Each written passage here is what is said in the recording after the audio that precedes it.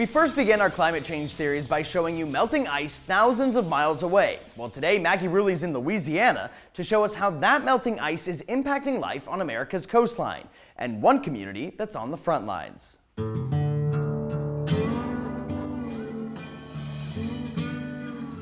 So all of this, there was no water, it was just land? Just land. Like there wasn't no bayou right here.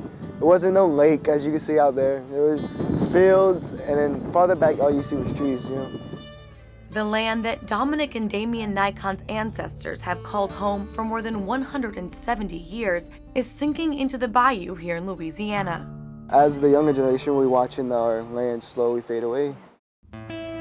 And as that land disappears, so does their Native American tribe, the Biloxi Chitimacha Choctaw.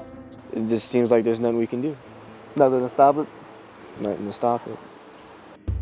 Now just a quarter mile wide and a half mile long, the tribe has lost around 98% of their land, in part due to rising sea levels from a changing climate. Climate change really affected us because we used to live off the land. Now, we can't even raise chicken. Albert Nikon is chief of the tribe. He already lost his home and had to leave the island. Now, the entire community is relocating, making them the first official refugees of climate change in America. How have you noticed things change from when you were a kid growing up on the island to now? Day and night. Yeah. Yeah. The land that we trapped on, now we riding that by boat. The road that you came on, that was land on both sides. Now it's just water. So the changes are huge. Isle de Jean Charles is just one small stretch of the more than 95,000 miles of shoreline that make up the U.S. But their story of loss could become a common theme for the more than 123 million people who live in coastal communities in the U.S. That includes New York City, Boston, and Miami, where on days with just a high tide, the streets are flooded. As of now, we're kind of drastically losing land, but it's just not happening here. It's happening all over. And while predictions vary, most scientific models estimate a 1 to 6 foot rise in sea level by the year 2100.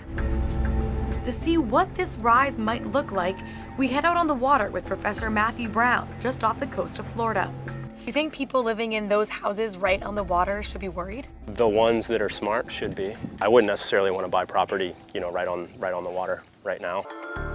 Rising sea levels are threatening coastal communities. What's the difference between historical rates of sea level rise and fall versus what we're seeing now? Sea level rise and fall that's related to natural climate variability tends to be much longer term. So sea level rise that's changing on the order of 50,000 years, 100,000 years, 200,000 years. The sea level rise that you hear the scientific community talking about that's likely related to human beings is occurring on timescales of decades.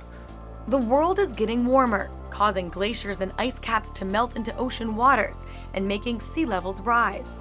But along with just more water, that water is also warmer, and warmer water expands, rising sea levels even further. Now, by exactly how much and how soon? Well, that remains unclear. Yet for Professor Brown, it doesn't really matter.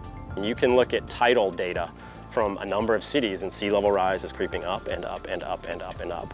It's like if I said to you, there's a 98% chance of rain tomorrow, and you say, well, wait, no, there's only an 89% chance of rain tomorrow, and we're bickering about whether we should bring an umbrella. Just bring an umbrella. And whether or not we grab that umbrella will have global consequences. 2/3 of the world's biggest cities are on the coast.